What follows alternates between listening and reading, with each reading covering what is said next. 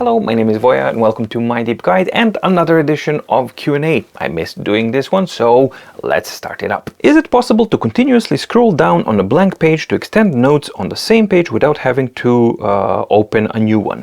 This is in relation to the Boox Note Air 4C, but I guess it relates to any Boox device.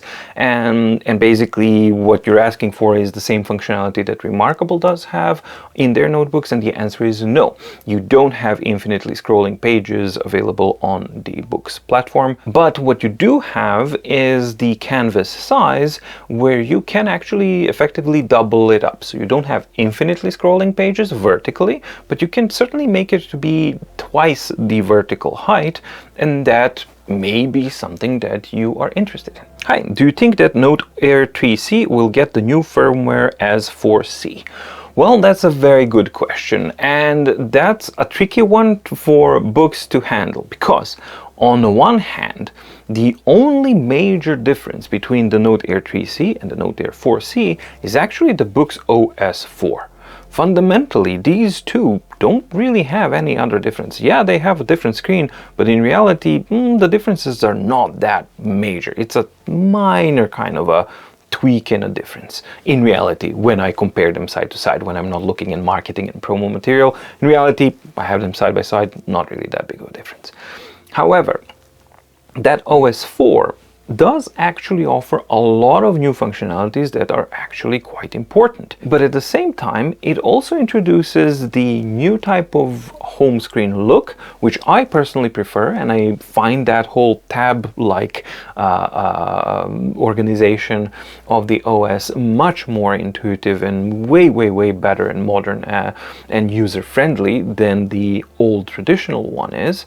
However, there are going to be users who are justifiably going to say, like, no, I don't really wanna. It took me years to get used to this one and I'm used to it, and I really don't want to spend time, or for whatever reason, I don't want to get used to the other one. And I think that that's going to be a tricky kind of thing, just as an OS4 goes. Now, on the other end of the scale, you have the problem of, if they don't update the Note Air 3C to the OS4, then everybody in the world knows that they are artificially blocking the development and functionalities of the Note Air 3C, and that's gonna enrage people and not gonna be a cool thing to do at all. So I think that Boox has basically placed themselves in a no-win situation here with the OS4. If Note Air 3C doesn't receive an update, they're going to lose, and they're going to lose big time, because people are going to be justifiably pissed off about that. But if they do what I expect that they will do, oh my god, what a sentence, and update the Note Air 3C to Boox OS4, which I really hope that they will do it, you will still have a portion of people who are going to be disappointed by that, because they might not like the new skin of the OS4. So while it is a no-win situation, I think the losses on upgrading and updating Note Air 3C and other devices to the Boox OS4, I think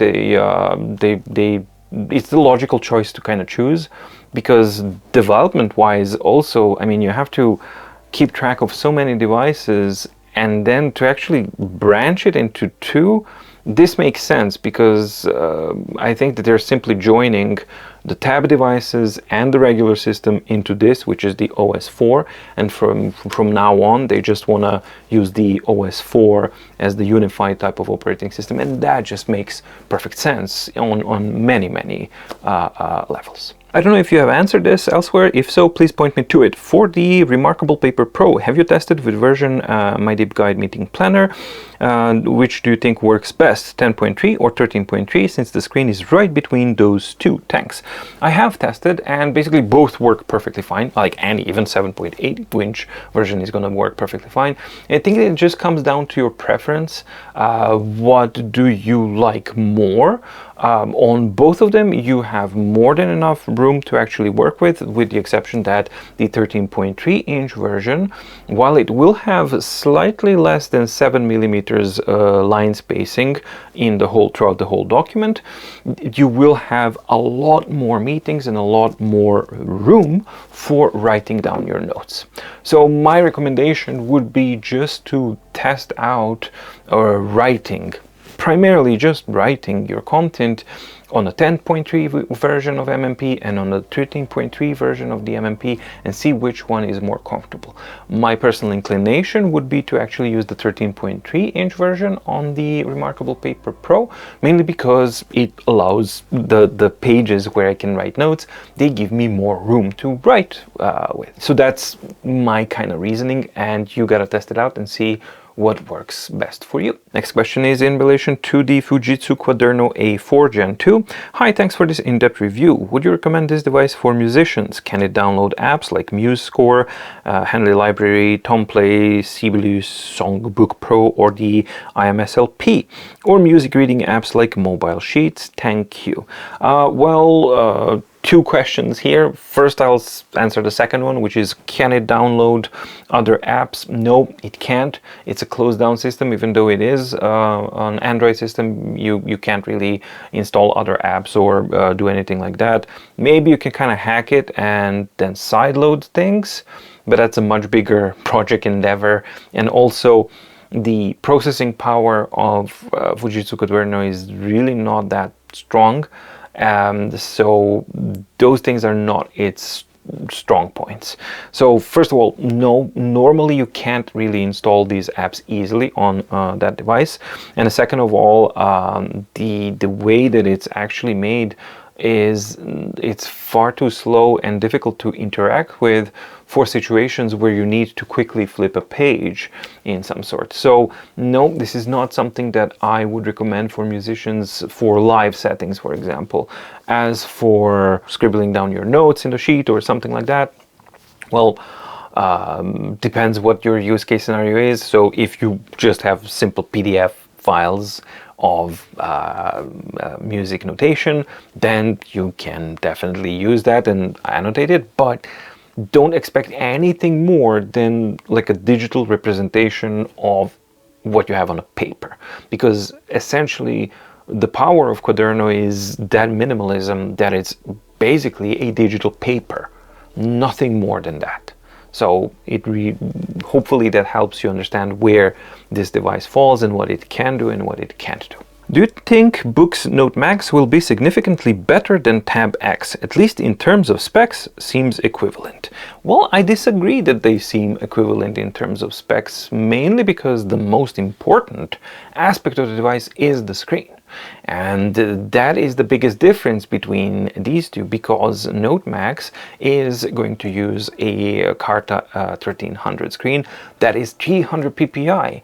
And when you have a jump from 207 ppi that's on the old Max or the Tab X devices all the way up to the 300 ppi, that is a significant jump. When you take into account also that Carta 1300 has better brightness, better contrast, it's thinner, it's lighter, it's more flexible, all of these kinds of things, when you put all of that together, I think that the most important aspect of this device, which is its screen and the quality of the image, is going to be a dramatic improvement between the Tab X and the Note Max. The second thing that I think is a dramatic improvement is also the design, because Tab X is using the same housing that they've been using for well over 5 years in their Max line of devices, and that's ancient. Additionally, Note Max will not have a front light, which for me personally is a dramatic improvement over the Tab X as well, because it minimizes that distance between the surface where you're writing on and the content of the screen, as well as we've seen on the Go 10.3, and that also has a positive effect on the image clarity and quality. And the final thing that I really hope that they improve is that traditionally Tab X and Max devices always had a very reflective and very unpleasant screen surface to write on. I really hope that this time they prioritize on Note Max that it actually has a really good writing surface like the Note Air 3 and 4C devices have. Go 10.3 is still okay, but it's not really as good as it is on the Note Air 3C, for example, or the 4C.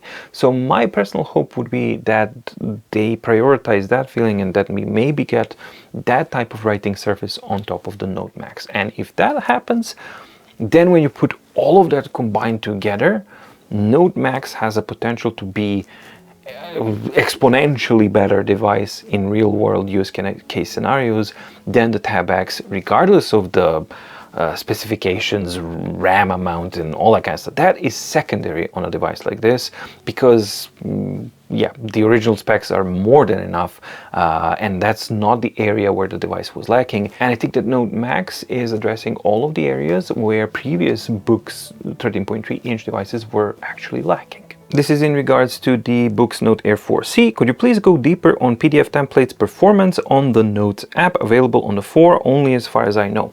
That's not entirely correct. You can actually, even in current versions of 3 OS versions, you can load PDF files as notebook templates. However, that doesn't or didn't support hyperlinks from PDFs. So you could import a PDF like MDO that you can find on mydeepguide.com/shop, and you can also find the MMP as well, the one that we talked about previously, both on the mydeepguide.com/shop if that's something that you're interested in, and that's a really good way for you to support the independence of MyDeepGuide. However, you could actually load up a complex hyperlinked PDF file into Notebook, but the hyperlinks would not translate, so you wouldn't have the functionality that makes the document actually functional. I'm in the process of testing and reviewing the Note Air 4C, and on the OS4 version that is now possible. And not only that, but the whole way of using custom templates has been streamlined into a much more easier experience. And the performance, from what I've initially tested, I didn't do extensive testing, but initial testing was actually really good. So yeah, that's something that I'm definitely working on. There is going to be an aspect of it, and I'm going to touch upon it in the in-depth review, but I'm probably going to make a dedicated video that focuses more on that functionality and explore how that works, because then it's going to be a more focused but shorter video that will help people kind of find the information that they're looking for in a hopefully easier way. Awesome review, thank you. Would love to see an updated review, as I know they have released a lot of software updates. This channel has been helpful in researching my first e-ink tablet. What, in your opinion, has the most paper-like writing experience, for writing? This is in regards to the AI paper. So twofold question. First one, am I going to make more reviews with it? Well, if I get the time, I might actually update the device that I do have here and then see if there's anything significant that has been changed in these updates. If these are just simply functional updates that are fixing things that were broken, then no, that's normal type of development, and that's something that I expect from these companies to actually do. But if the updates actually introduce something fundamentally new, for example, that the AI aspect of the device is aware of the device itself and that it can interact with the device, for example, it can schedule meetings, tasks, or create a notebook for you and start taking dictations in it, or something genuinely useful, then absolutely, I will definitely cover those things. But you know, if they're just fixes and marginal updates, then no. As to your second question, which device has most paper-like writing experience, without a shadow of a doubt, that would be the Quaderno A4 Gen 2 for me. Yes, it eats the nibs like crazy, so you're gonna spend a lot of nibs, but so far there's no other device that actually offers that type of a pleasant and truly paper-like type of writing experience, and that I think is one of its strongest points for sure. I will forever be baffled at how long we all went without knowing there is a rainbow in that test document until the Remarkable Paper Pro. Yes, I wholeheartedly agree. I would have appreciated a hole in the case so I could charge without having to adjust the cover. I'm considering cutting a slot so I can do that. And this is in regards to the Note Air 4C, and yes, here as well I wholeheartedly agree, because as my comment in the unboxing and first impressions of the Note Air 4C, that there's no anti-slip pads on the back of the device and that they've had so many iterations to actually improve upon the device.